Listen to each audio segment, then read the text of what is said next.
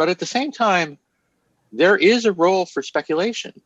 There is a role to be played by speculators, and it's sort of deep in the genetic, in the capitalism genome, that we accept risk-taking behavior, provided that the individual who takes on the risk is the only one exposed to it, but is also, as a consequence, able to recoup the rewards of having taken risk. You know So what we if call you're those? whether, pardon me, You know what we call those today?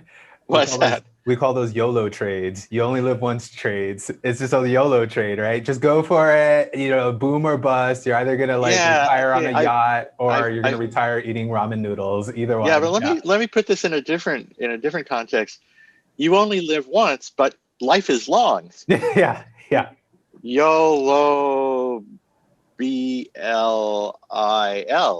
You only live once, but life is long. That is, trust me, dude, you're going to be doing this over and over in your life.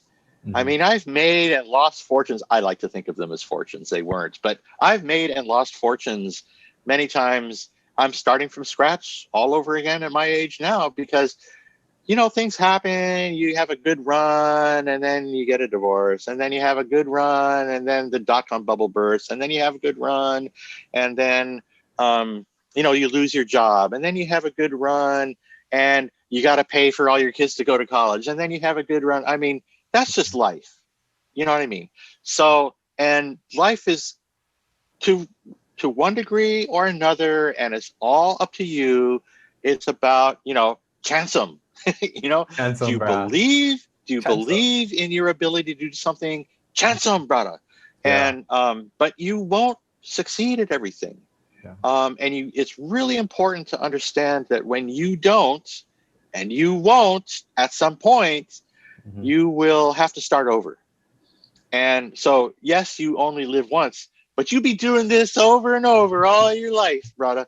And here's another thing. If you look at the distribution of outcomes, right, the bell-shaped curve of the distribution of outcomes, most people have an average outcome that's, you know, pretty good.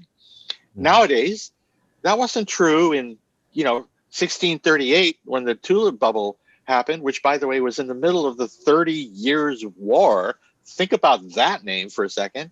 So, I mean, you know, how good was it for West Africans in 1638 that were about to go into the slave? How good was it for Native Americans in 1638 when the French or the whatever showed up? You know, how good? I'm just saying, history is full of, you know, potholes, and hopefully we're not living one of them right now in America. But I would say the world has come pretty far at making sure that the average return is okay. But the point is that way out on the tail of the distribution, way out on the tails of the distribution, are two guys, one of whom succeeded at everything, or succeeded at one thing so big that it doesn't matter what they do for the rest of their life. And the problem with that guy is he mistakes his success for genius, when it's just luck. It's just happenstance. And then there's another guy at the other end of the spectrum, and I think I got these backwards from your perspective, but from my perspective, it makes sense. There's another guy who tried and failed and tried and failed at everything. And there they are at the end of their life, and they have nothing but Medicare. And you know what? Not their fault. And the reason we all kind of get together, the reason we made Medicare is because there's a bunch of guys who are going to go through life, and notwithstanding YOLO, they only lived once, but it was not an entirely successful run. And most of that was not their fault. It was not their fault that a novel coronavirus showed up. You know, it was not their fault that a novel coronavirus evolved and mutated so fast that we made the X-Men comic book series. You know what I mean? That's just life. So I think coming back to our topic here, yeah, YOLO, but you best be prepared to go through this a couple times. Like the first time is kind of like in my life, it was the dot-com bubble.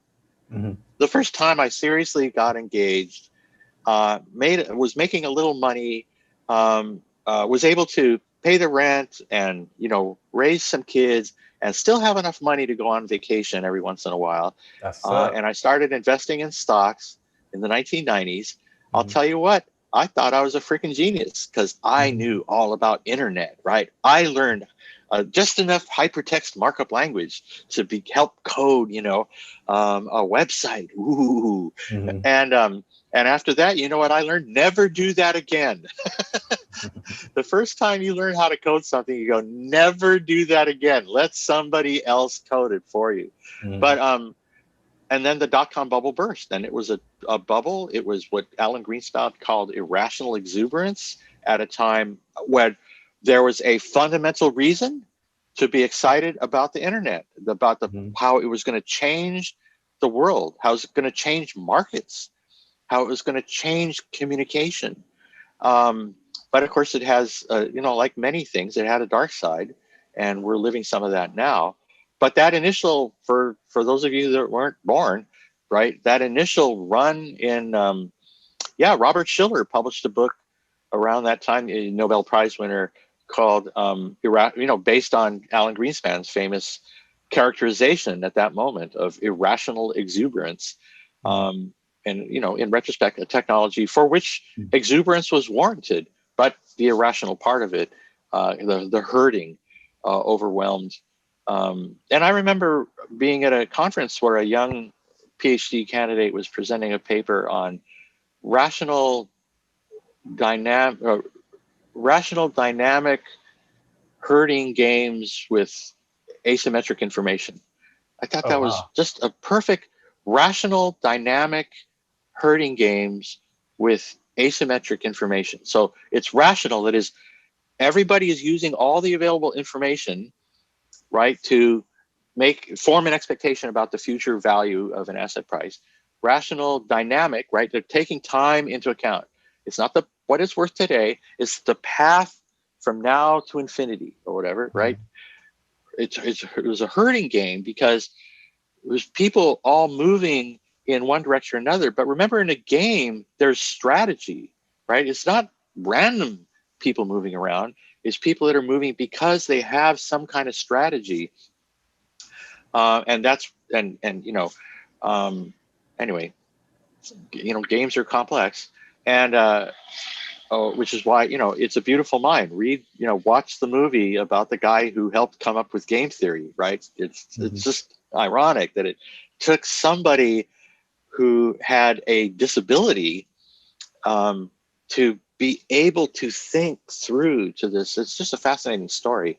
And then, of course, under asymmetric information, the problem a lot of the time is you don't know as much. Nobody knows as much as the next guy.